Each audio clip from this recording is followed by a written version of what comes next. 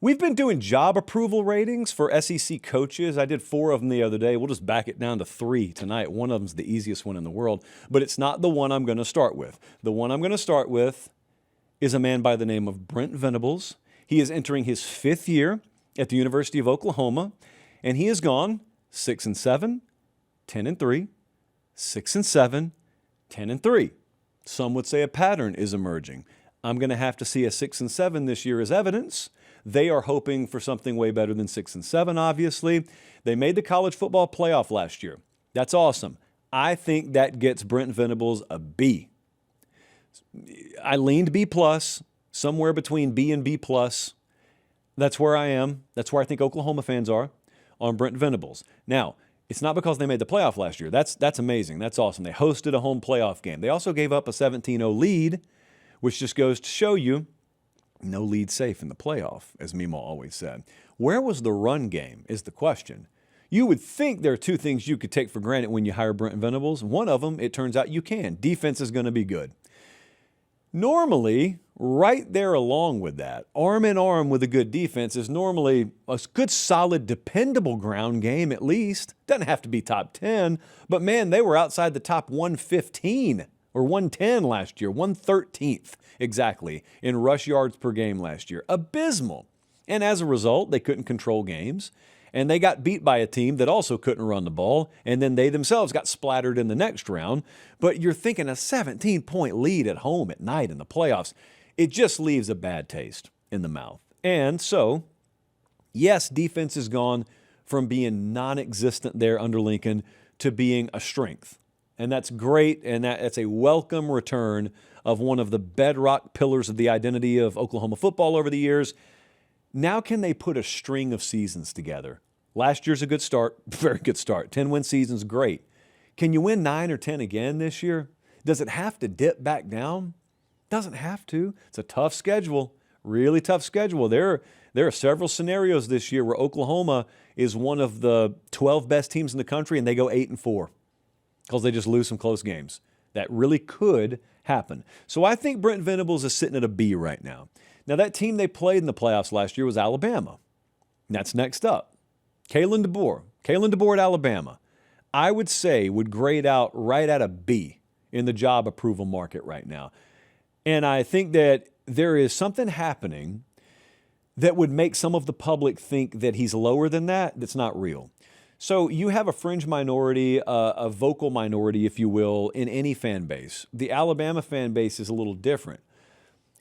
Not because they're actually different, although they are, I'll grant you that. That's been a fan base that's been through a unique run, and it's got a unique history. It's a one of one. It's the best history in all of college football. So yes, they view the world a little bit differently, but I'm not even talking about that.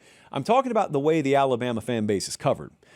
The way Alabama fans are covered is the national media was really excited when Saban left to illustrate that these people are insane. Nothing that the next guy does will ever be good enough. Okay? Maybe even some of you believed that. Then Kalen DeBoer comes in there. And there was a lot of excitement after he missed the playoff in year 1. And even he made the playoff last year, but still they couldn't run the ball. They got smoked by Indiana. There's a lot of excitement to reinforce the theory a lot of people had that Nick Saban's predecessor was not going to be good enough. Hey guys, do me one favor. Check and see if you're subscribed to the channel. If you are, great. If you're not, it's that easy. It's free. It doesn't cost you anything. It doesn't sign you up for anything. It just helps us do the show this way forever. All right, back to the clip. And so what it looks like is there's not actually a chorus of doubt amongst the Alabama fan base about that guy. There is a fringe minority of doubters, and every national microphone in this country is put in front of their face to amplify that, to make it appear as if there's this huge chunk of the Alabama fan base that's ready to run Kalen DeBoer out of town despite the fact that they went to the playoff last year. That's not real. It can be real down the road if he doesn't win enough, but that's not real right now. That's more, that's more the work version of college football than the shoot version, to use wrestling terminology. The shoot version is they're actually relieved that the program didn't fall off a cliff post-Saban. They're relieved that recruiting has still been very good. They are especially relieved that quarterback position now and in the future looks really, really bright. They're relieved that they made the playoff last year, 2 years removed from Nick Saban. Those things are good. Not being able to run the ball sucks, and it's inexcusable at any point if you're the head coach at Alabama, especially several years in now as the head coach at Alabama. So that's got to improve. But that doesn't mean he grades out at a C. That grades out at a B. You cannot lose emphatically in any situation like you did against Indiana last year, even if it is in the playoffs in the second round. That can't be allowed to happen. And for those reasons, not running the ball and just getting splattered, getting body bagged at the end of the year, I'd say it draws his grade down to a B, but it's no lower than that. It may even be B+. It's no lower than that. And you know what else? It's fully his team coming into this year. It's been his team the first 2 years. What I mean is this is the first year you'll watch, and there aren't any Saban players there. Like Bray Hubbard, I guess, would be one of the only ones that had been there. But I don't really think of him as a Saban player. I mean, I think of him as one of Kalen DeBoer's players. So, I mean, pretty much everyone in the building, everyone on the staff, everyone on the roster, it's all Kalen DeBoer guys now. So year 3 and beyond, there's no lingering, like, residual Saban effect on that team, is my point. Be fun to watch. I'd put him at a B right now. Here's the easiest one in the entire league. Clark Lee. Clark Lee at Vanderbilt. If I could give an A++, but we can't. But if I could, he would get an A++. Vanderbilt went from being the break in everyone's schedule to begging to play a 13th game last year because they were beating on the door of the playoff. They were 10-2 last year. They just embarrassed Tennessee in Neyland Stadium.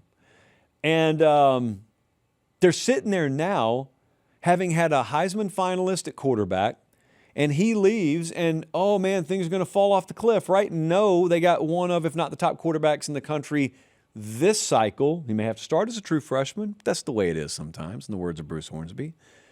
Clark Lee at Vanderbilt, I mean, like, what a revelation. And it wasn't his first year last year. It's not like Curt Cignetti, who comes in and just out of nowhere turns a perennial loser upside down. No, it took a couple of years, and they felt their way through it, and now they are 10-3 last year with the bowl loss, 10-2 regular season, doing things the program's quite literally never done before. Last year was the best season in the history of the program. That was a program that had only only 4 9-win seasons since the turn of the previous century, like 1900, not 2000. And now they're a double-digit game winner. And we get to see sort of what the follow-up act is here from Diego Pavia. But A+. I don't even, what would Clark Lee had to have done after last year to lower himself? Like, he could cut a promo, a heel promo on the city of Nashville, and it'd still be A+. They cheer heels all the time. And they would cheer Clark Lee, not a heel, though.